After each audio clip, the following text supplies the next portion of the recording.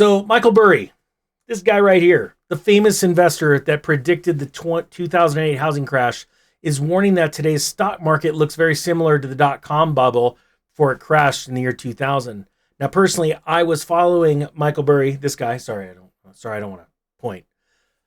Back when he was working on shorting the actual market, and him and his posse, let's say, was causing quite a storm, a stir, and a lot of people laughed at him. I didn't. I sold 90% of my properties, lots, rentals. I got rid of stuff fast. Now, his concern is that stock prices may be rising too fast compared to the actual strength of the economy. And I can say to that, amen.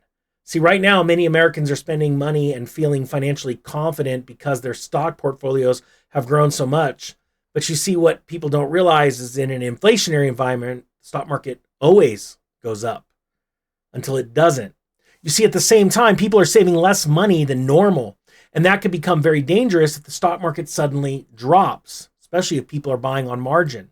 So what I want to do in this video is explain that company earnings are actually still strong right now, which is one reason the stock market continues to move higher. However, if those earnings begin slowing down, like let's say because people stop buying companies' products or using their services because they're having a hard time filling up the gas tank at the pump, well, the market could eventually correct.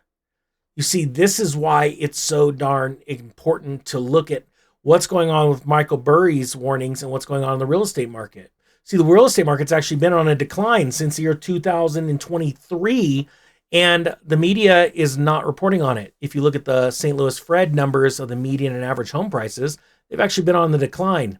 And that's something that the media doesn't want you to know because a lot of their sponsors are either home do-it centers or home builders themselves. You see, in some cities, home prices and condo prices have become extremely expensive compared to local incomes. But sellers still believe their homes are worth peak pandemic prices until they're not, and sellers are beginning to capitulate. They're lowering their prices. Buyers are starting to push back because homes are becoming so unaffordable, and they simply can't afford the payment when you add up the higher interest, the cost of the tax, the property tax. And that's another thing. If you want to start looking at making real passive income, start looking at investing in tax deeds.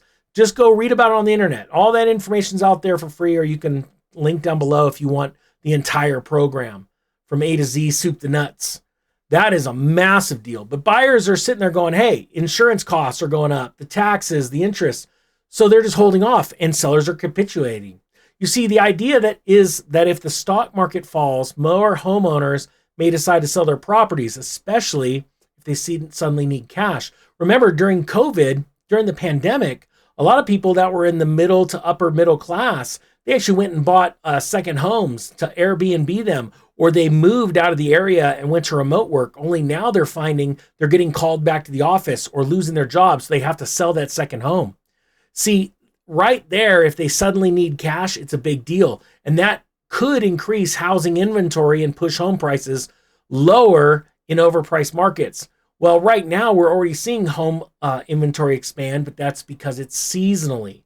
But as we see this number get higher and higher based off of other years, prior years, that really shows what's going on. You see, at the same time, some investors could move money out of stocks and into real estate if they believe that housing is safer long term. But the fact is, when you start looking at the numbers like the St. Louis Fed, you start to see really quick that housing is not the safe haven that it was a mere handful of years ago. All right, if you want to learn about tax liens and deeds, links down below. Don't pay $50,000 for the course and coaching. I've got it all set up to where if you want the entire program and you want a year of group coaching calls twice a month, make sure that's right there. Sorry, I keep poking you in the face. Sorry. Links down below. It'll cost you, you'll be out of there for around $1,300 for the year. That is an insane price, and I need to raise it soon. All right, that being said, the Economic Ninja is out. How do you turn this thing off?